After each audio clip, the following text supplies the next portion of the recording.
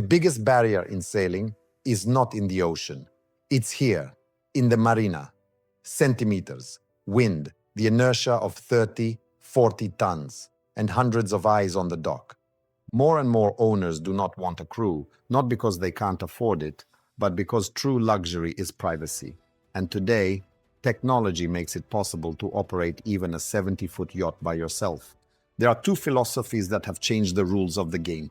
Volvo Penta IPS, drive on the pods with thrust vectoring, and Xenta, a digital brain that provides a joystick and autonomy to classic shafts with powerful MAN engines. Few people know. The joystick in recreation did not start with Volvo.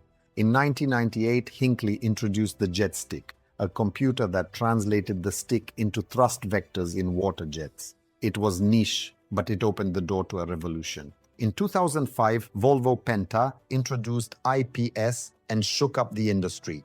Instead of angled shafts, pods with counter-rotating propellers facing forward.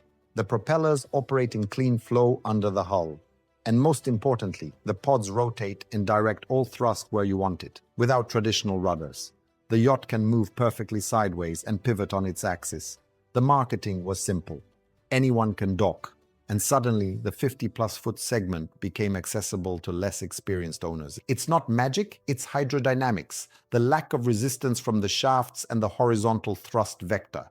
Volvo even claims about 30% less fuel consumption and up to 20% higher maximum speed compared to shafts at the same power. And the underwater exhaust eliminates the station wagon effect, the intake of exhaust gases at the stern, and significantly reduces noise and vibrations.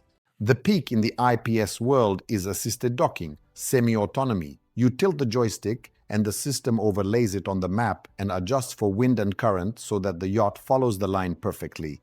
And for the soloist, there is a function that changes everything, side push. You approach the dock, press the function, and the yacht sticks to the pier with constant pressure. You can safely go out for the lines without fear that the wind will push the vessel away. And here come the shipyard decisions. Volvo does not play in V12. Their largest unit is the D13, 12.8 liters inline 6. And instead of two big V12 SAO, you get 3 or 4 smaller engines in a triple/quad layout. Why? First, the surface of the yacht. You can move the smaller D13 closer to the stern and regain the center of the hull.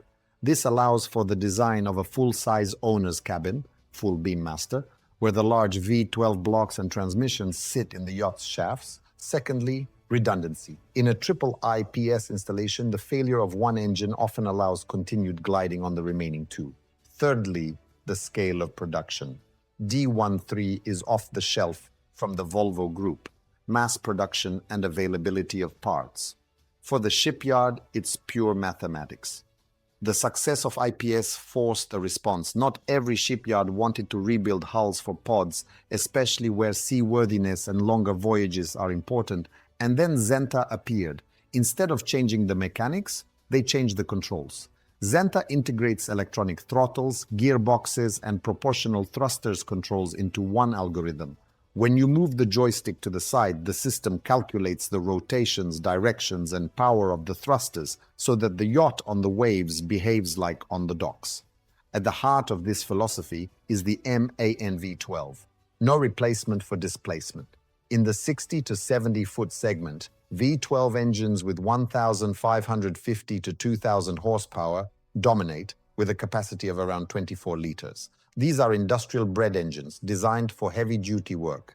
They provide immense torque at low RPM and a sense of endless power. At 70 feet, two V12 engines often replace 3 or 4 smaller units, fewer drives to service, simpler. The key is in the details. Xenta takes control of the EDC engines and thrusters, but to make it smooth at high power, it uses, among other things, trolling valves in the gears that allow for clutch slip. This way, you can shift even at low RPMs, but transfer minimal torque to the propeller. Exactly as much as you need for centimeters, not meters. Let's do it practically. Captain owner, 65 feet, 35 to 40 tons. The most difficult maneuver, stern to the key, Mediterranean procedure, sidewind. IPS with assisted docking. The captain activates the system. He steers with the joystick while the electronics maintain the line and fight against the wind. The pods respond immediately and micro-corrections feel natural. In the end, a superpower emerges, side push. The yacht pushes against the dock and the captain goes down for the lines. This is the virtual crew member, Xenta and X-Self. The captain selects a spot on the screen. The system calculates the trajectory and begins to maneuver the yacht. The captain supervises. Once XDP stops, it holds position, and the captain can step out onto the stern with a wireless joystick and pull the yacht while already on the platform. This is a different kind of advantage, not just assistance, but automation of the sequence. You can see the difference in philosophy here. Assisted docking is semi-autonomy. The system corrects, but you push the joystick. XAED works similarly. It compensates for wind and current. And X-Self can enter a spot in autonomous mode. You just supervise, keeping your hand on the pulse, but you don't control it centimeter by centimeter. For people who don't want to have a crew, this can be an argument that ends the discussion. When sailing a motor yacht a lot, the cost of fuel always matters, and it can really be significant. In practice, a yacht around 60 feet on IPS can consume about 30% less fuel during a cruise, which provides a greater range. For example, around 300 miles instead of 220 on shafts. Fewer stops, more freedom, and a greater margin of safety in planning. Comfort is not a whim. For the soloist, silence and the absence of vibrations mean less stress and better decisions. IPS wins, underwater exhaust, soft suspension, no smoke on the stern. On the shafts, during maneuvers, there is noise from the thrusters and more pronounced vibrations from gear changes. And that can heighten the emotions when you're already short on time. And now the topic that no one likes, but everyone should know. IPS is a technology that requires service discipline. The replacement of propeller seals is usually planned every 5 years and often requires a crane. Gear oils are more expensive, and a serious propeller failure can cost tens of thousands of dollars. These pods are more susceptible to hitting an obstacle or the bottom. In a serious collision, the drive may sacrifice itself and end the voyage.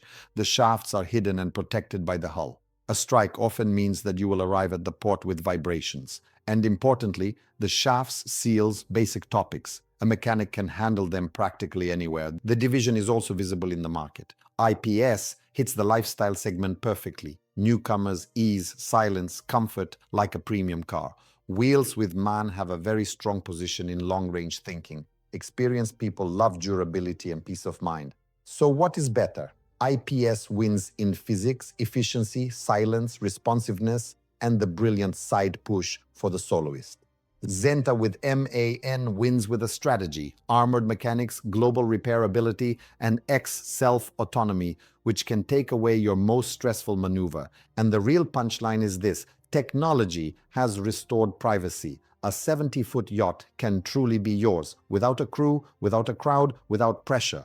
And that's what it's all about. If you want, I can advise you on which system would be best for you, where you swim, what experience you have, and whether the priority is silence and fuel or armored mechanics and autonomy. Because in this war, it's not the system that wins, it's the decision that wins. See you on the water.